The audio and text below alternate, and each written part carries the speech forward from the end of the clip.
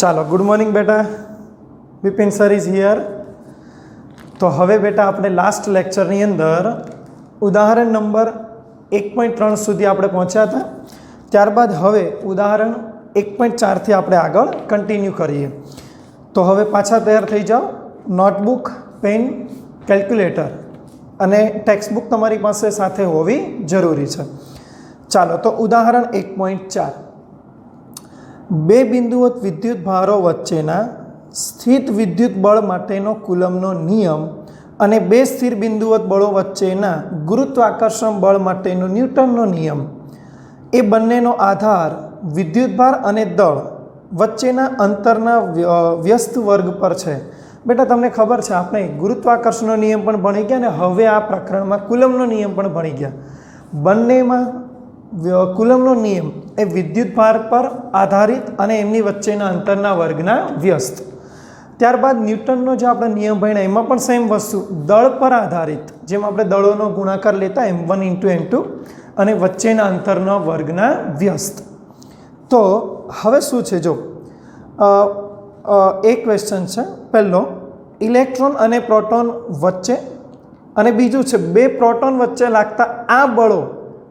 આ બળ મતલબ કયા?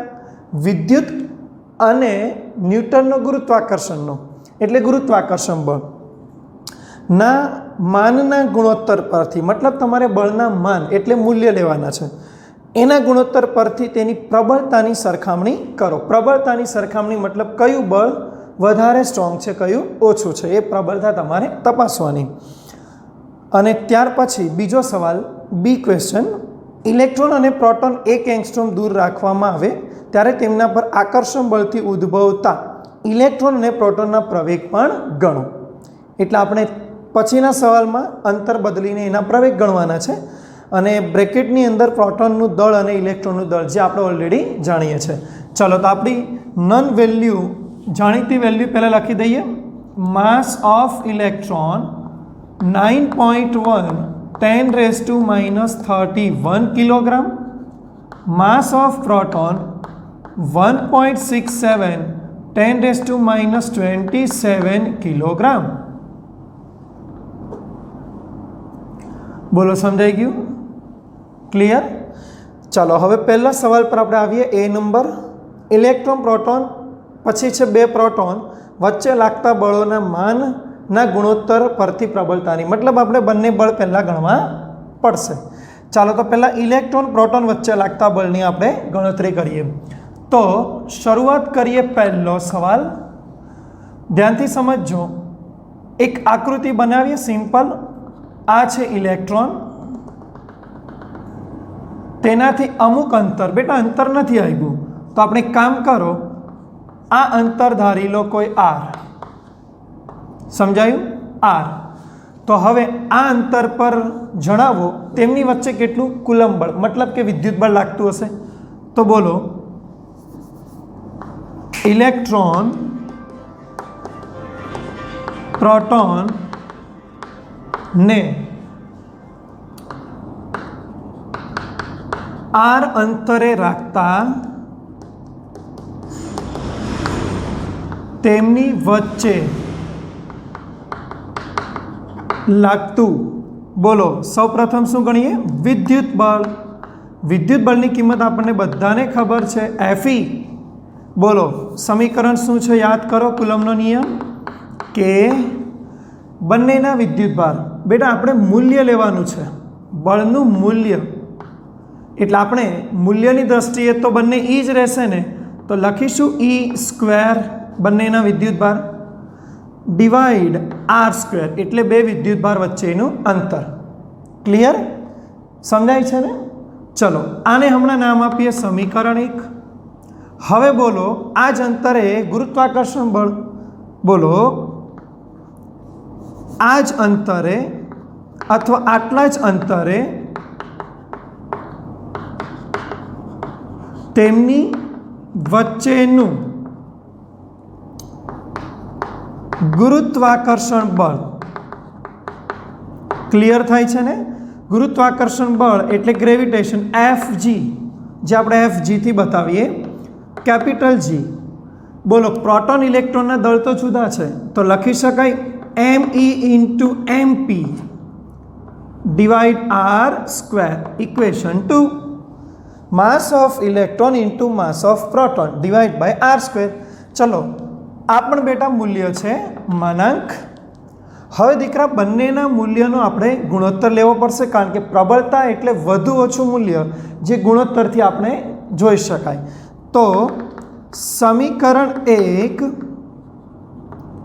અને 2 નો શું કરીએ? ગુણોત્તર લઈએ. તો મૂલ્યને માનાંક સદિશ વગર પણ લખાશે. તો FE ડિવાઇડ બાય FG વિદ્યુતીય બળ ભાગ્યા ગુરુત્વાકર્ષણ K ઇન્ટુ E સ્ક્વેર, સમજી શકાય આર આર કેન્સલ થશે, ડાયરેક્ટ ડિવાઇડમાં લખાશે G ME MP, ક્લિયર થાય છે? K સ્ક્વેર ભાગ્યા G ME MP આ બધાની કિંમત આપણે જાણીએ છીએ. ચલો તો એની કિંમત મૂકી દઈએ. શું લખાશે? FE બાય FG કેની કિંમત 9 ઇન્ટુ 10⁹ અચળાંક, E એટલે વિદ્યુતભાર, તો બંનેનું મૂલ્ય સમાન એટલે 1.6 10⁻⁻19 હોલ સ્ક્વેર ડિવાઇડ બોલો G 6.67 10⁻11 mass of electron 9.1 10⁻31 mass of proton 1.67 into 10⁻27. બોલો ક્લિયર? ખબર પડી ગઈ બેટા? હવે જો તમે આ દરેક રાશિઓને કેલ્સીમાં કેલ્ક્યુલેટ કરશો, તમારી પાસે કેલ્સી છે એટલે તમે એને કમ્પ્લીટ ચેક કરશો, તો આ ગુણોત્તર તમને મળશે FE by FG is equal to, તમારો આન્સર આવશે 2.4 10⁻39. તમારો આન્સર આ પ્રકારનો મળશે. હવે આ FG અહીંયા જશે તો FE ઇઝ ઇક્વલ ટુ શું લખાય? 2.4 10⁻39 ઇન્ટુ FG. હવે આ આન્સર પરથી તમે આરામથી સમજી શકો છો કયું બળ વધુ છે, કયું બળ ઓછું છે. માત્ર પ્લસ છે, ચેક કરો 10⁻39 પ્લસમાં છે, મતલબ કે આ બળનું મૂલ્ય વધારે છે. સમજાવી મારી વાત? પણ આપણે અત્યારે પ્રોટોન ઇલેક્ટ્રોનને અંદર આ વસ્તુ ચેક કરી. આ જ વસ્તુ તમારે હવે કોના માટે? આ જ અંતરે 2 પ્રોટોન માટે તમારે ચેક કરવાનું છે. તો આમાંનો જ બીજો સવાલ, આ પહેલો સવાલ હતો એની અંદરનો ફર્સ્ટ પાર્ટ, હવે એનો જ સેકન્ડ પાર્ટ. ચલો આ વખતે કોને રાખીશું? પ્લસ E અને 2 વચ્ચેનું અંતર સેમ, બીજો પ્રોટોન. બોલો અંતર R, સેમ જ અંતર પર રાખીએ છીએ. ચલો ફરીથી તેમની વચ્ચે ફરીથી વિદ્યુત બળ ગણો 2 પ્રોટોન વચ્ચે, અને 2 પ્રોટોન વચ્ચે ફરીથી ગુરુત્વાકર્ષણ ગણો. તો બોલો હવે R અંતરે 2 પ્રોટોન વચ્ચે લાગતું વિદ્યુત બળ FE ઇલેક્ટ્રિકલ ફોર્સ, અગેઇન બોલો KE square by R square. દીકરા હું FE મૂલ્યમાં જ લખું છું, સમજાય છે ને? ચલો સમીકરણ 3 કન્ટિન્યુ રાખીએ 1 2 and 3. બોલો આ જ અંતરે તેમની વચ્ચે લાગતું ગુરુત્વ બળ એટલે ગ્રેવિટેશન FG G MP નો સ્ક્વેર કરાય દીકરા, કારણ કે 2 પ્રોટોન જ છે, divide by R square equation 4 equation 4. ચલો બેવનો ફરીથી પ્રબળતા ચેક કરવા ગુણોત્તર. બોલો સમી 3 અને 4 નો ગુણોત્તર લેતા. બોલો 3 અને 4 નો ફરીથી ગુણોત્તર લઈશું તો લખાશે F electrical divide by F gravitation. કઈ વેલ્યુ બચે? કે ઈ સ્ક્વેર ભાગ્યા જી એમ પી સ્ક્વેર. ચલો કિંમત કે ફરીથી 9 10⁹. Charge of proton 1.6 10⁻⁻19 whole square divide by G 6.67 10⁻11. Mass of proton 1.67 10⁻27 kg એનો સ્ક્વેર. બોલો ક્લિયર? સમજાયું મારી વાત? જો તમે બેટા આ મૂલ્યનો ગુણોત્તર ફરીથી કેલ્સીમાં ચેક કરશો તો આ ગુણોત્તર તમને મળશે કેટલો? 1.3 બરાબર. રાઉન્ડ ફિગર કરશો એટલે 1.3 10⁻36 આ તમને રાઈટ આન્સર મળે છે. હવે ફરીથી એફજી મલ્ટીપ્લાય કરો તો એફઈ બરાબર શું લખાશે? 1.3 10⁻36 ઇન્ટુ એફજી. ચલો ફરીથી આ આન્સર પર ફોકસ કરો. તો દીકરા આ આન્સરમાં પણ પ્લસ ઘાત છે, મતલબ વિદ્યુતીય બળ ફરીથી વધારે છે. અર્થાત બંને આન્સર પરથી તમને લોકોને હવે અંદાજ આવી ગયો હશે કે હા સર, જો બે કણો વચ્ચે ગુરુત્વાકર્ષણ બળ અને વિદ્યુત બળની સરખામણી કરવામાં આવે તો ઓબ્વિયસલી તેમની વચ્ચેનું વિદ્યુતીય બળ વધી જાય, એટલે કે વધારે સ્ટ્રોંગ છે. અને આ વાત મેં તમને કાંસકાના ઉદાહરણમાં સમજાવેલી કે કાગળના ટુકડા ગુરુત્વાકર્ષણની અગેન્સ્ટમાં ઉપર કાંસકા સ્ટ્રોંગ હોય તો જ આ ઘટના શક્ય છે. સમજાયું મારી વાત? તો આપણે અહીંયા લખી દઈએ, આ પરથી કહી શકાય કે એફ ઈ વેરી यानी मच ग्रेटर देन एफ जी.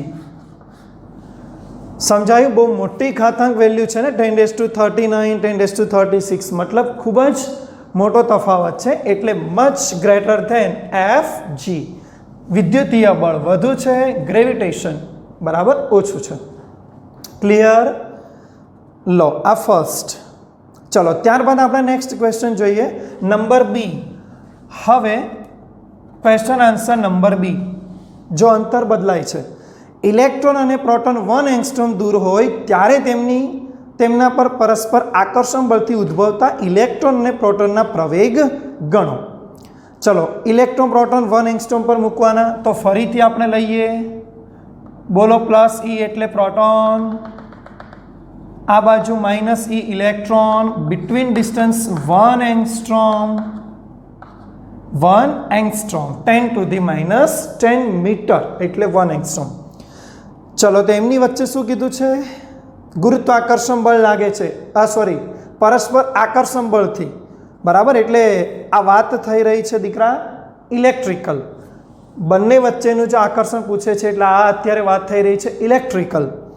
તો એ બળથી ઉદ્ભવતા પ્રવેગનો મતલબ પ્રવેગ તમારે ગણતરી કરવાની છે. ચલો તો આપણે બંનેના પ્રવેગની ગણતરી કરી દઈએ. કોની વચ્ચેનું છે સમજાય છે ને મારી વાત? પ્રોટોન અને ઇલેક્ટ્રોનને તમે 1 એંગસ્ટ્રોમ અંતરે મૂકો છો એ વખતે તેમાં ઉદ્ભવતો પ્રવેગ. ચલો આપણે પહેલાં એક કામ કરીએ, બે વચ્ચેનું બળ ગણી કાઢીએ. ઓકે, બોલો 1 એંગસ્ટ્રોમ અંતરે પ્રોટોન અને ઇલેક્ટ્રોન વચ્ચે લાગતું વિદ્યુતીય આકર્ષણ બળ જે આપણને વાત કરી છે. ચલો એનું મૂલ્ય ગણીશું ઇલેક્ટ્રિકલ.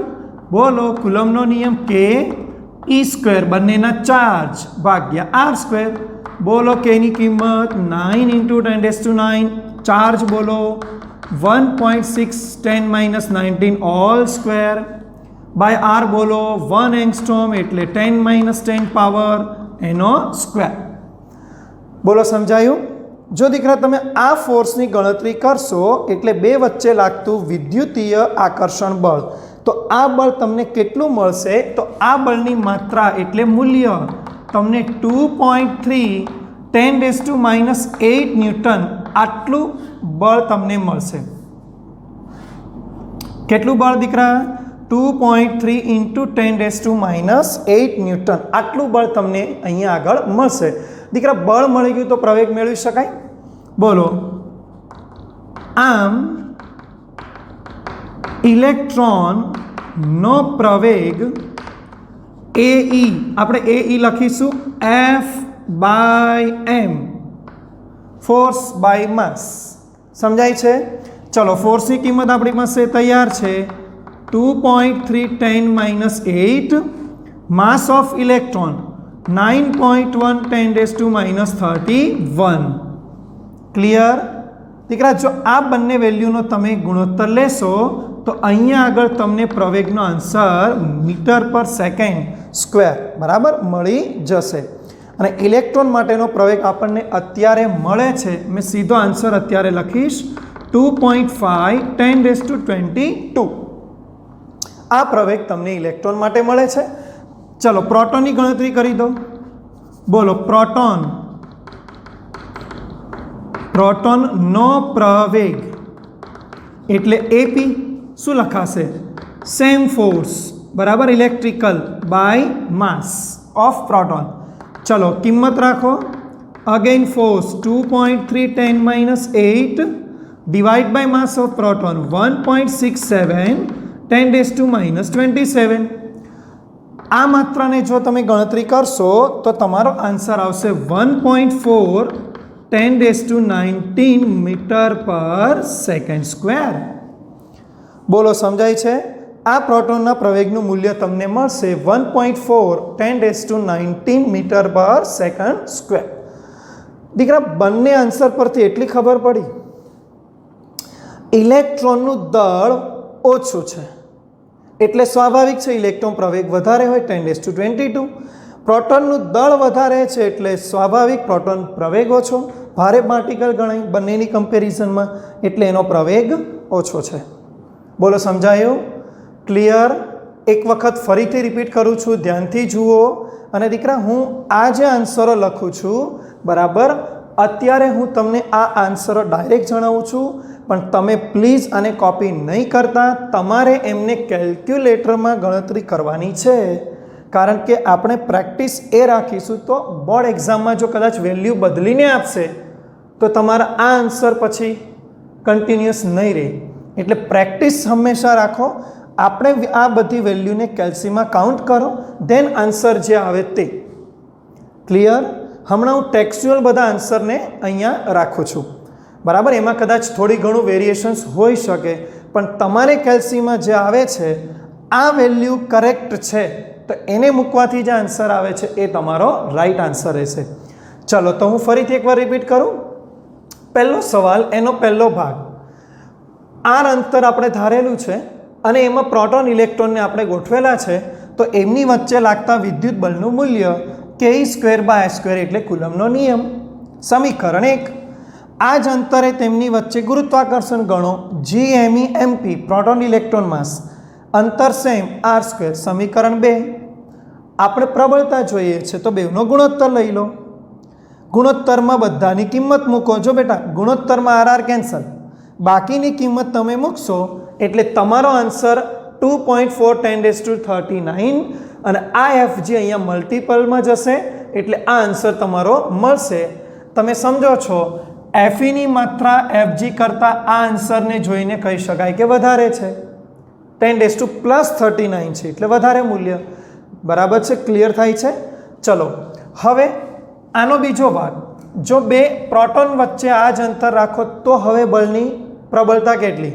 તો આર અંતરે બે પ્રોટોન વચ્ચેનું વિદ્યુત બળ એટલે Ke²/r², અગેન કુલમનો નિયમ. આ જ અંતરે લાગતું ગુરુત્વાકર્ષણ Gmp²/r², અગેન ગુરુત્વાકર્ષણ નિયમ. 3-4 સમીકરણનો ગુણોત્તર, વળી પાછી બધાની કિંમત મૂકશો, કેલ્ક્યુલેશન આવશે 1.3 10⁻36.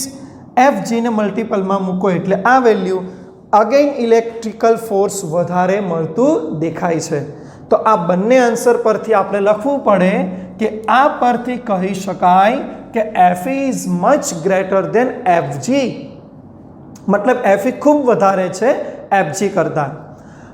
હવે આનો બીજો ભાગ કે જો 1 એંગસ્ટ્રોમ અંતર પર પ્રોટોન ઇલેક્ટ્રોનને રાખવાથી હવે એમનું આકર્ષણ બળ અને તેનું પ્રવેગ તમારે ગણવાનો છે. તો આપણે પહેલાં શું કર્યું, બંને વચ્ચેનું વિદ્યુતીય આકર્ષણ બળ ગણ્યું, કુલમ્બનો નિયમ Ke²/r². દીકરા આકર્ષણ બળ હંમેશા માઇનસમાં આવે, પણ આપણે હમણાં એના માન મૂલ્ય લઈને ગણેલું છે. એટલે આ કિંમત વળી પાછી રાખો, r 1 એંગસ્ટ્રોમ રહેશે 10⁻10. બધી કિંમત સોલ્વ કરતાં ઇલેક્ટ્રિકલ ફોર્સ આટલું છે. આ ઇલેક્ટ્રિકલ ફોર્સનો ઉપયોગ કરીને ઇલેક્ટ્રોનનો પ્રવેગનું સૂત્ર ન્યૂટનનો નિયમ F/m, માસ ઓફ ઇલેક્ટ્રોન રાખો એટલે આન્સર 10⁻22. પ્રોટોનનો પ્રવેગ ગણો એટલે ફોર્સ સેમ બે વચ્ચેનું ભાગ્યા માસ ઓફ પ્રોટોન, કિંમત મૂકો એટલે 1.4 × 10⁻19.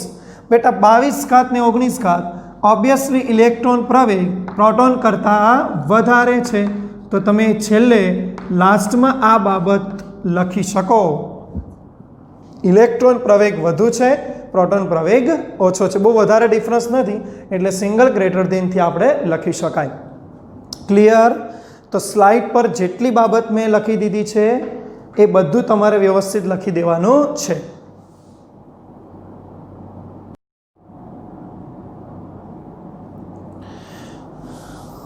ચલો દીકરા, તો હવે ઉદાહરણ 1.4 પછી નેક્સ્ટ આગળ વધીએ. ઉદાહરણ 1.5 જુઓ, ધાતુના વિદ્યુત ભારિત ગોળા એને એક નાયલોનની દોરી, નાયલોન અવાહક ગણાય બરાબર, એટલે દોરી વડે લટકાવેલો છે. તો આપણે જરા આકૃતિમાં જોતા જઈએ, શીખતા જઈએ. આવી રીતે આપણી પાસે એક આધાર સાથે નાયલોનની દોરી અને એની સાથે એક ધાતુનો ગોળો આ રીતે છે. સમજાયું? ચલો, આ ગોળો એ. હવે આકૃતિ 1.7a બરાબર દર્શાવ્યા મુજબ અવાહક હાથા એટલે હેન્ડલથી પકડેલા બીજા વિદ્યુત ભારિત ગોળા બી એની નજીક એવી રીતે લાવવામાં આવે છે કે કેન્દ્રો વચ્ચેનું અંતર 10 સેમી હોય. વાતને સમજો તો દીકરા, પહેલો ગોળો એ વિદ્યુત ભારિત છે, એની નજીક બીજો હેન્ડલથી પકડેલો પાછો વિદ્યુત ભારિત ગોળો બી નજીક લાવવાનો, પણ 10 સેમી કેન્દ્ર વચ્ચેનું અંતર રહેવું જોઈએ. તો આપણે આવું કરીએ. આ ગોળો એ, માની લો કે અહીંયા આગળ કોઈ ગોળો બી છે, આ ગોળો બી, આ ગોળાને આપણે હેન્ડલથી પકડેલો છે આવી રીતે બરાબર. હવે આ બંને વચ્ચેનું અંતર કેટલું, કેન્દ્રો વચ્ચેનું? તો એ અંતર આપણને આપી દીધું છે કેટલું? તો આપણે અત્યારે એ અંતર લઈશું r. આરના નામથી એને લખીએ 10 સેન્ટીમીટર. આરની value 10 centimetre. વાંચો આગળ, કન્ટિન્યુ. આનાથી થતું એનું અપાકર્ષણ નોંધવામાં આવે છે. મતલબ આ પોઝિશનમાં એ જે અપાકર્ષણ થાય, દીકરા અપાકર્ષણ ક્યારે શક્ય છે ખબર છે? જ્યારે બંને ગોળા પરના વિદ્યુત ભારો સજાતીય હોય, કાં તો ધન કાં તો ઋણ. પણ આપણે દાખલાની ગણતરી સરળ કરવા માટે હું ધન રાખું છું. તો આના પરનો વિદ્યુત ભાર ધારી લો QA, નથી આપ્યો તો ધારવો પડશે. આનો વિદ્યુત ભાર QB, બંને કેવા છે? ધન. બોલો તો જ અપાકર્ષણ લાગશે. આ અપાકર્ષણને તમારે નોંધવાનું છે. સમજાય છે ને મારી વાત? તો આપણે નોંધીએ. ચલો બોલો, બંને ગોળા કેટલા છે? બોલો, આકૃતિમાં દર્શાવ્યા મુજબ બંને ગોળાઓ પરના સજાતીય વિદ્યુત ભારો QA અને QB છે, જેથી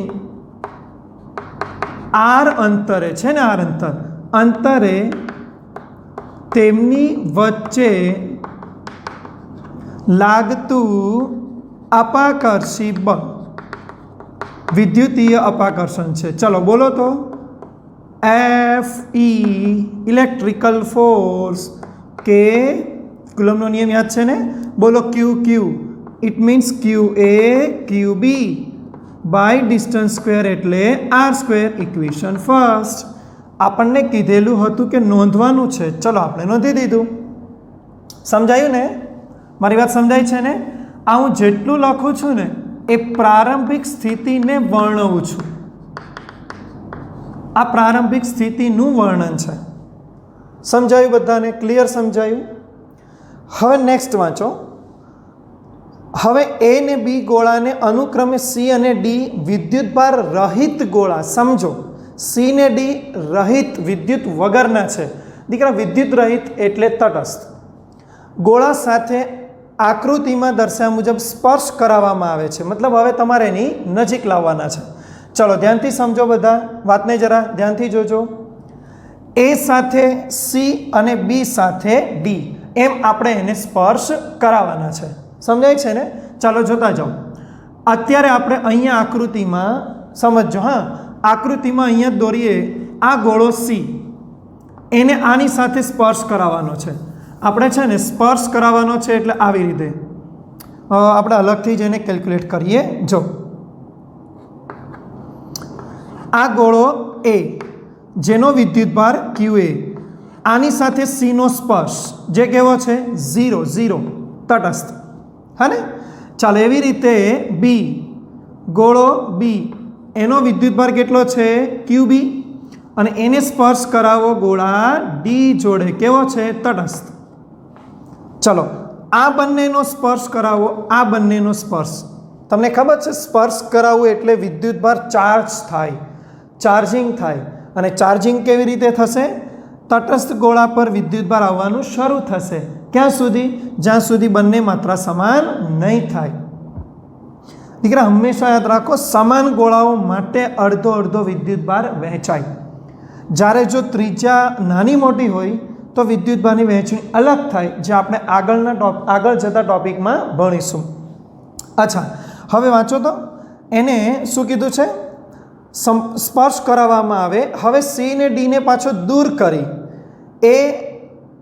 કરી B ને એની નજીક. હવે તેમના કેન્દ્રો વચ્ચેનું અંતર 5 સેન્ટીમીટર થાય તેમ લાવવામાં આવે છે. અચ્છા ચલો, આ સંપર્કમાં લાવો એટલે કેટલો કેટલો વહેંચાય?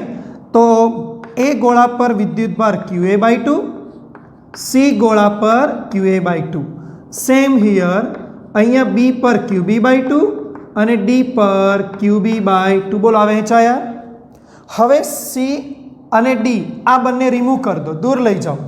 ફરીથી A ને B ની નજીક લાવો 5 સેમી. આ વખતે 5 સેમી અંતર એટલે આ R કરતાં અડધું, કારણ કે R 10 સેન્ટીમીટર છે. ચલો તો હવેની સ્થિતિ કેવી બનશે?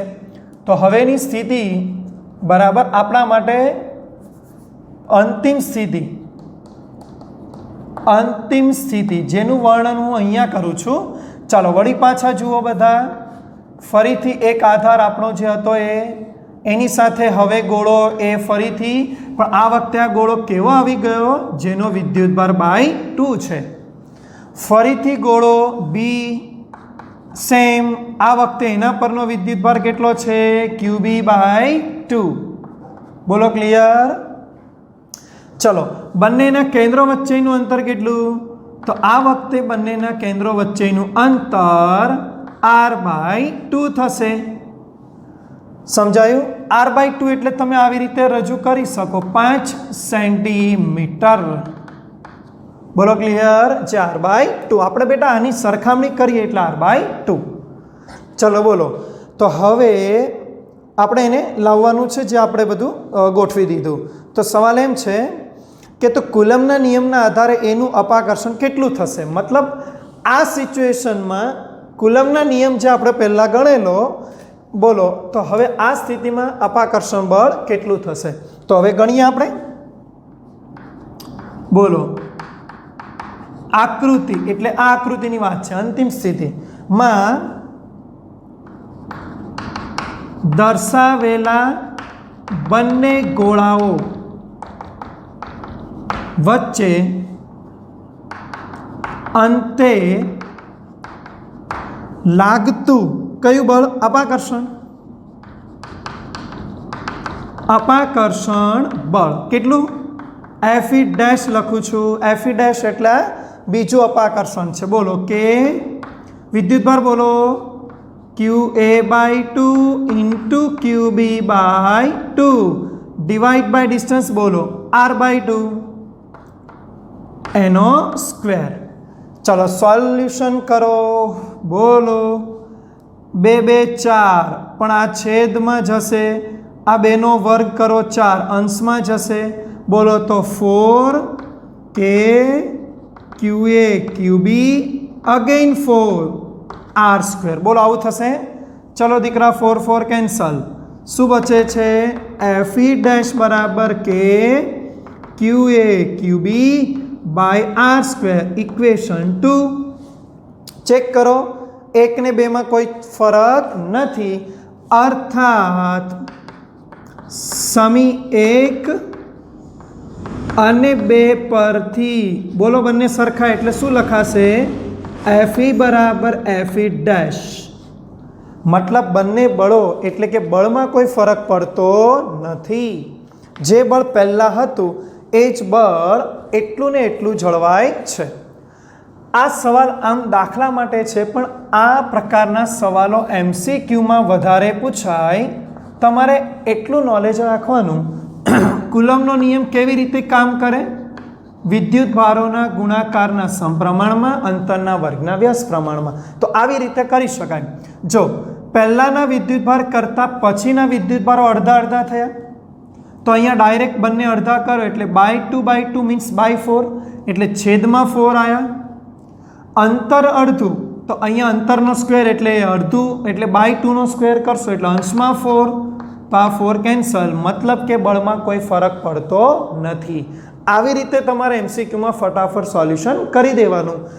MCQ માટે આ મેથડ ચાલે, પણ જો 2 કે 3 માર્ક્સના દાખલામાં પૂછાય તો તમારે એની પદ્ધતિ આકૃતિ સાથે બતાવવી પડે. બોલો ક્લિયર? તો આ રીતે થઈ ગયું ઉદાહરણ નંબર 1.5. સમજાઈ ગયું? ક્લિયર? ઓકે, બોર્ડ પરથી કમ્પ્લીટ બધું માહિતી લખી દેજો.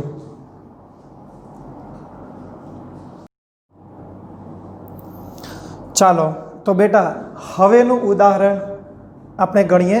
ઉદાહરણ 1.6 મોસ્ટ ઇમ્પોર્ટન્ટ આ ઉદાહરણ છે. તમારે કોમ્પિટિટિવ વત્તા NCERT બોર્ડની અંદર તમને ઘણું કામમાં આવશે આ ઉદાહરણ, એટલે ધ્યાનથી જોજો, વારંવાર રિપીટ કરજો. બરાબર? ચાલો. L લંબાઈના સમબાજુ ત્રિકોણના શિરોબિંદુઓ પર 3 વિદ્યુતભાર Q1 Q2 Q3 એ દરેક Q બરાબર છે. ચાલો જુઓ આકૃતિમાં. સમબાજુ ત્રિકોણ મેં નામ આપ્યું છે ABC. ત્રણેય કોર્નર પરના વિદ્યુતભારો Q1 Q2 Q3 પણ બધા Q બરાબર, એટલે હું અત્યારે લખું છું બધાની વેલ્યુ Q. રાઈટ? અહીં આપણે લખી દઈએ છીએ સાથે Q1 Q2 Q3 all are equal Q. ચલો વાંચો. મૂકેલા છે આકૃતિમાં દર્શાવ્યા મુજબ ત્રિકોણના મધ્ય કેન્દ્ર પર મૂકેલો કેપિટલ Q જેનું ચિહ્ન સ્મોલ q સાથે એટલે ધન ધન. આ બધા ધન છે તો આ પણ ધન જ છે કેપિટલ Q. બરાબર? તો લાગતું બળ કેટલું હશે? લો સવાલ આપ્યો છે આ કેન્દ્ર પર મૂકેલા વિદ્યુત ભાર પર લાગતું બળ કેટલું? કેન્દ્ર એટલે આ 0 પર જો મેં કેપિટલ Q દર્શાવ્યો છે તો આના પરનું બળ કેટલું? સમજાય છે? આ Q પરનું બળ અર્થાત આપણે FQ અથવા અહીંયા લખાય FO આ ગણવાનું છે. સમજાય મારી વાત? FO O પરના બિંદુ પર જે વિદ્યુતભાર છે તેનું પરિણામી બળ. દીકરા બળની ગણતરી જ્યારે કરતા હોય ને ત્યારે આપણા આ પ્રકરણમાં એક ટેવ પહેલામાં પહેલી પાડો. જેનું બળ છે એને કોણ કઈ દિશામાંથી બળ આપે એ પહેલાં બતાવો. ચાલો જો આ પહેલો વિદ્યુતભાર ધન, આ મૂકેલો ધન ધન ધન અપાકર્ષણ એટલે આ વિદ્યુતભાર એને દૂર ધકેલશે એટલે એ બળ આવશે નીચે. સમજાય છે મારી વાત? એ આવશે નીચે. રેડી? આ બિંદુનું નામ ડી રાખેલું છે અહીંયા, અને આ વેક્ટર છે નીચે. આ વેક્ટર કયો થશે? એફ ઓ, કેમ કે ઓ પરનો વિદ્યુતભાર એ દ્વારા એટલે પાછળ એ લખાશે એફ ઓ એ, બરાબર. એ દ્વારા ઓ પર લાગતું અપાકર્ષણ બળ, બરાબર ને, નીચે. ચલો આ ધન પર અપાકર્ષણ, બોલો અપાકર્ષણ એટલે દૂર, તો આ બળની દિશા થશે આ. કયું બળ? વેક્ટર એફ ઓ બી, બી દ્વારા ઓ પર લાગતું બળ. ચલો સેમ સી, બોલો ધનમાં હંમેશા દૂર અપાકર્ષણ લાગે, એટલે આ જશે આ રીતે, આ દિશામાં. જે અપાકર્ષણ બળ કેટલું છે? એફ ઓ સી, સી દ્વારા ઓ પર લાગતું અપાકર્ષણ. સમજાય છે? તમે એક વસ્તુ બેટા ખબર હોવી જોઈએ, સમબાજુમાં દરેક ખૂણા 60, તો આ હાફ કરો એટલે 30. બીજું આ દરેક સાઈડ સરખી હોય, જે આપેલી છે ઓલરેડી એલ, બધી સાઈડ એલ કરીને આપેલી છે, બરાબર છે. ત્રિકોણની સમબાજુ, બધી બાજુ સમ, અને આ હાફ ખૂણો મેં બતાવ્યો છે કેટલો છે? 30. આ બાજુ પણ સેમ જ રહેશે, કારણ કે સમબાજુમાં ટોટલ 60 હોય. અચ્છા, આપણે દીકરા આના પરનું બળ ગણવાનું છે. હવે છે ને આ આકૃતિમાં તમે લોકો એક વસ્તુ ઓબ્ઝર્વ કરો, આ ઓએ બળ છે ને એ કેપિટલ સ્મોલ વચ્ચેનું છે. તો જ્યારે તમે આ બળ ગણશો તો તમને ખબર છે તમારી પાસે એવો અંતર જોશે, આ અંતર જોશે, કારણ કે બળની ગણતરીમાં અંતરના વર્ગના વ્યસ્ત. પછી સી દ્વારા ઓ પર ગણશો તો આ અંતર જોશે, બી દ્વારા ગણશો તો આ અંતર ઓ બી જોશે. દીકરા બધા અંતર હોય સરખા, પણ એ અત્યારે આપણી પાસે આપેલું નથી. તો આપણે કામ કરીએ, આ બધા અંતરો પહેલાં નક્કી કરી દઈએ. તો ચાલો ગણતરી નક્કી કરી દઈએ અંતરો. બોલો આકૃતિમાં દરેક બળો આપણે દર્શાવ્યા છે, એ પણ માહિતી આપી દઈએ. આકૃતિમાં કેન્દ્ર ઓ પર મૂકેલા કેપિટલ ક્યુ વિદ્યુતભાર પર બાકીના વિદ્યુતભારો દ્વારા લાગતા બળો દર્શાવેલા છે. બોલો ક્લિયર? આ બધા બળો જો તમે એના મૂલ્ય તપાસશો ને તો તમને ખબર છે મૂલ્ય સરખા જ આવે. કેમ? કારણ કે જો આ બે વિદ્યુતભાર વચ્ચે બળ એટલે કે કેપિટલ ક્યુ સ્મોલ ક્યુ અપોન અંતર સ્ક્વેર એટલે ઓ એ. આ માટે વિચારો તો કે સ્મોલ ક્યુ કેપિટલ ક્યુ વચ્ચેનું અંતર ઓસી સ્ક્વેર. આ બળ બે વિદ્યુતભાર વચ્ચે કે સ્મોલ ક્યુ કેપિટલ ક્યુ વચ્ચેનું ઓબી સ્ક્વેર અંતર. તો દીકરા અંતર સરખા, દરેક વિદ્યુતભારના મૂલ્યો સરખા, મતલબ કે તેમના વચ્ચેના આ દરેક બળોના મૂલ્ય કેવા હશે? સરખા. તો એ પણ આપણે લખી દઈએ. આ દરેક બળો, આપણે પહેલા વિદ્યુતભાર અને અંતર લખી દઈએ, બરાબર. આ દરેક વિદ્યુતભારો ના મૂલ્યો સમાન તથા કેન્દ્રથી અંતરો સમાન હોવાથી દરેક વિદ્યુતભારો દ્વારા ક્યાં આગળ? ઓ પર લાગતા બળોના મૂલ્યો સમાન થશે. મૂલ્યો સમાન થશે. તો હું લખીશ એફ ઓ એ મેગ્નિટ્યુડમાં લખશું આપણે is equal to magnitude of O B is equal to magnitude of O C. હું દીકરા બધાને એફ તરીકે લખીશ, બરાબર. મૂલ્ય સરખા છે એટલે આપણે ઓનલી એફ લખાશે. હવે છે ને ધ્યાનથી સમજો, આપણે અંતરની વાત કરતા હતા, આ અંતર લાવવાની, તો આપણે અંતરો લઈ આવીએ. ચાલો તો અંતરની ગણતરી કરી દઈએ. બોલો આકૃતિ પરથી, ચલો ધ્યાનથી જોજો, એ ઓ, ઓ બી અને ઓ સી છે તો બધા સરખા, ઓ એ અથવા એઓ, ઓ બી અને ઓસી છે બધા અંતર સરખા છે ને. તે કામ કરીએ બધાને આપણે આર નામ આપી દઈએ, બરાબર. પણ એ આર કેટલો, એ અંતર આર જે આપણે સમીકરણમાં વાપરીએ પણ કેટલો, તો એ આ અંતર જોઈએ છે ને તમારે, તો પહેલાં તમે કાઢો એ થી ડીનું અંતર. તમને લોકોને ખબર છે એ થી ડીનું અંતર આ ટોટલ, જો આ ટોટલ આ અંતર તમારી પાસે નથી. એ મળી જાય ને તો આ બોલો એ થી ઓનું અંતર મળી જાય, કારણ કે તમે 10મા ધોરણનું ગણિત યાદ છે. આ એ થી ઓ એટલે કેન્દ્રથી આ શિરોબિંદુ વચ્ચેનું અંતર કેટલું હોય, યાદ કરો 10th સ્ટાન્ડર્ડનું સમીકરણ 2/3 ઓફ એડી, યાદ છે ને. આપણે આવી રીતે બોલતા, જો આ જે વેધ છે ને આપણે, બરાબર, ત્રિકોણનો જે વેધ ભાગ, આ ભાગ એડી, એને 3 ભાગમાં આપણે વહેંચતા, સરખા 3 ભાગ. એમાં આ કેન્દ્રથી આ ભાગ કેટલો હોય, તો 3 ભાગમાં આ ભાગ ડબલ એટલે 2/3. 3 ભાગ કરશો તો 1/3 1/3 1/3, પણ આ ભાગ કેટલો હોય, તો એ હોય 2/3 ઓફ એડી, આનો 2/3મો ભાગ. હવે દીકરા એડી કેટલો, ચલો આપણે એડીની કિંમત લાવવી પડશે ને, એના વગર તો સોલ્વ નહીં થાય. તો 2/3 ઓફ એડી. ચલો દીકરા એડીની કિંમત જોતા જાઓ. હું છે ને એક ટેકનિક વાપરું છું, જોતા જાજો. હા, આ એડીની કિંમત મારે જોઈએ છે, તો હું આ બાજુ મારી પાસે છે, જો આ બાજુ કેટલી છે એલ, આને તમે કોઈ વેક્ટર માનો હમણાં, ચાલો, તો એનો અહીંયા એક ઘટક પડશે શિરોલંબ. જોજો, જોતા જજો, ધ્યાનથી જોજો. આ આખો ખૂણો 60, જો આખો ખૂણો 60 સમબાજુ, તો ઉપરનો આ કેટલો 30. તો તમને ખબર છે આ બાજુનું માપ એલ, તો એલનો અહીંયા ઘટક પડે. આ જે ઘટક પડશે ને અહીંયા આગળ, એ ઘટક આપણા એડી જેટલો હશે. એ કેટલો હોય, તો એલનો અહીંયા ઘટક પડે એટલે કેટલો, એલ cos 30. ખૂણો છે એટલે cos 30 થશે ને, એલ cos 30.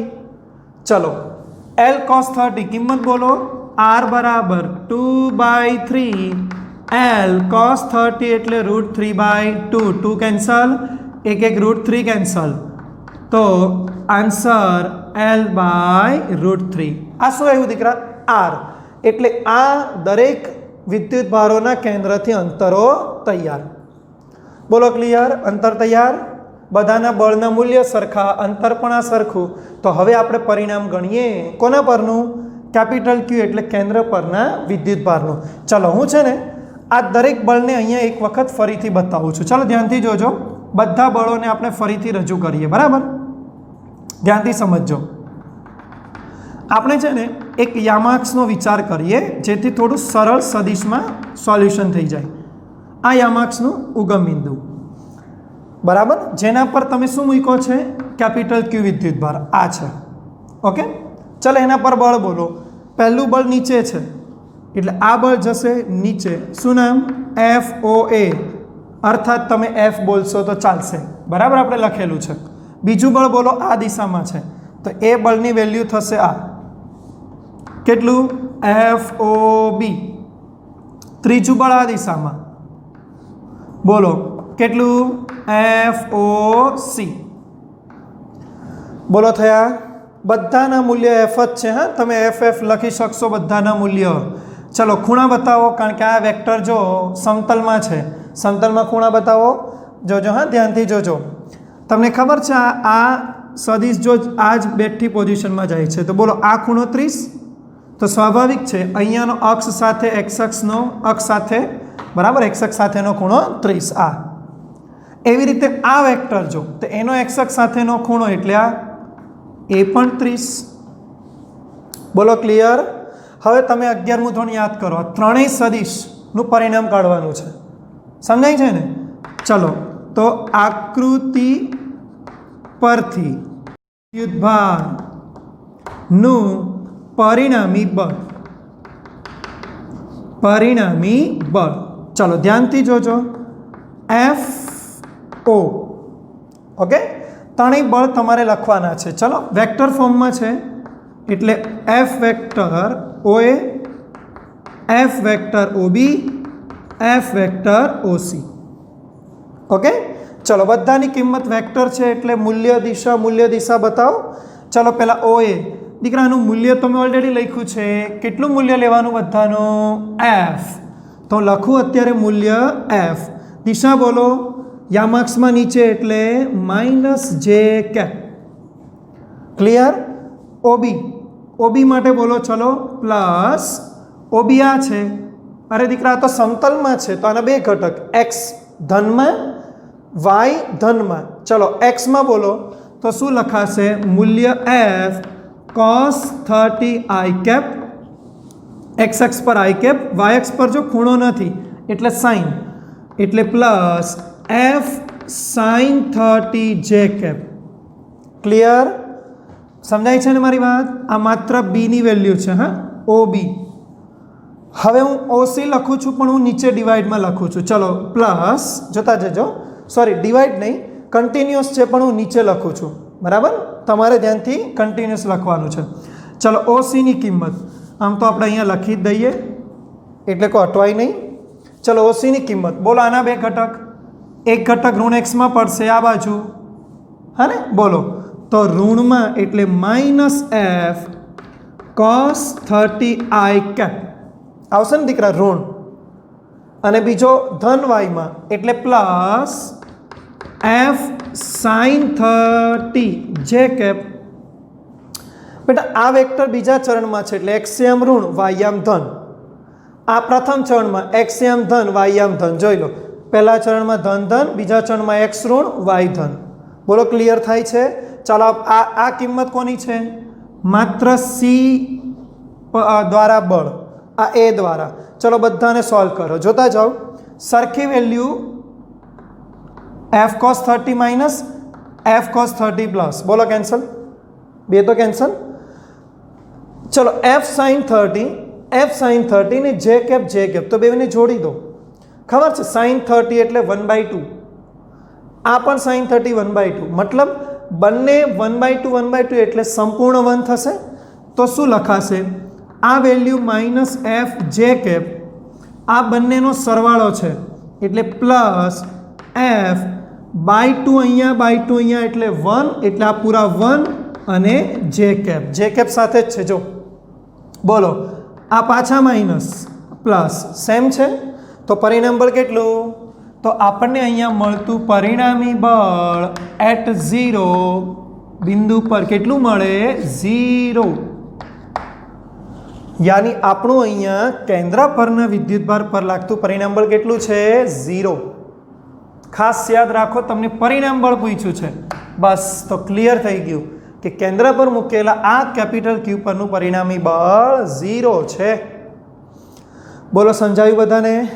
ક્લિયર? છતાં પણ હું એક ખુલાસો કરું, આ દાખલો જ્યારે 2-3 માર્ક્સમાં પૂછાય ને ત્યારે તમે લખો આ રીતે, કમ્પ્લીટ લખો, બરાબર છે.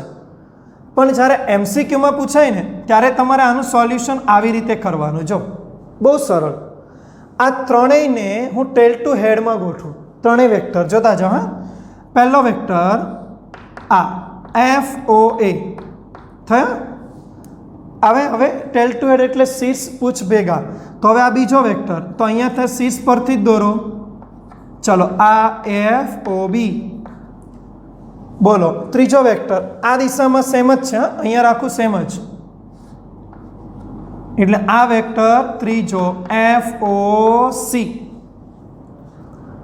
બેટા કઈ ખબર પડી? યાદ કરો 11 સાયન્સ. ટેલ ટુ હેડ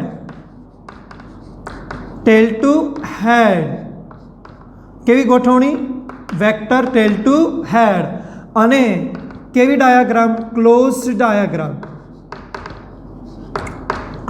ડાયાગ્રામ. દીકરા આવા કોઈ પણ આકૃતિ જ્યારે બને ને ત્યારે હંમેશા તેનું રિઝલ્ટ યાદ રાખી જ દેજો, 0 જ મળે.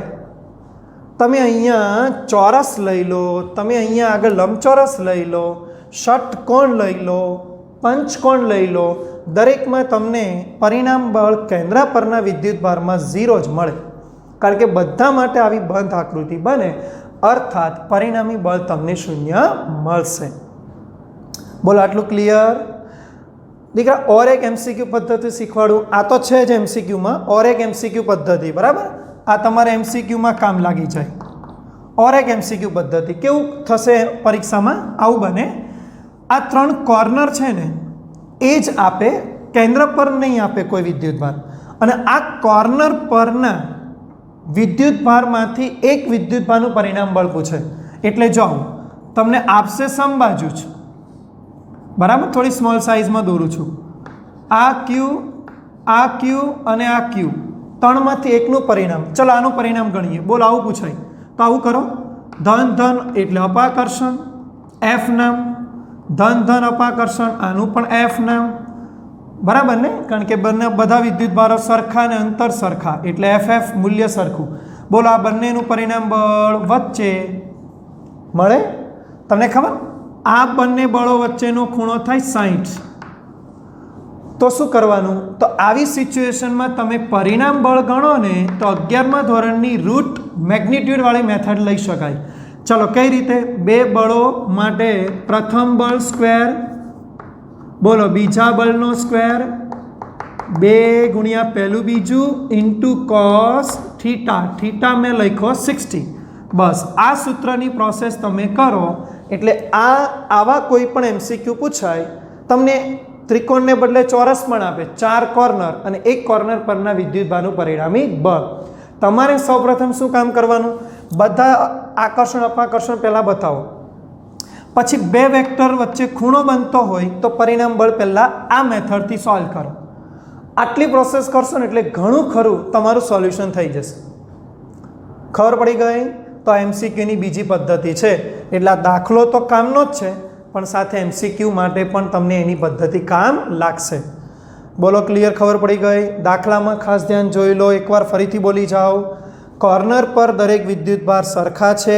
दरेकना केंद्रथी अंतर सरखा छे एटले बधा बळोना मूल्य सरखा पछी आपणे केंद्रथी बधा विद्युतभारना अंतरो गण्या ए जो आयरा आर केटलुं होय तो एडी नो 2/3 मो भाग अने एडी केटलो तो आ एल नो अहींया घटक एटले एल cos 30 आ किंमत सॉल्व करता आर l/√3 मळे अने ए पछी आपणे बधा बळोने एक अलगथी आकृतिमां दोरवाना परीक्षामां पण दौरजो बराबर अने दरेकना घटकना सरवाळा करो एटले परिणामी बळ तमारो आंसर मळी जाय खबर पड़ी गई तो बोर्ड परथी बधुं व्यवस्थित लखी दो।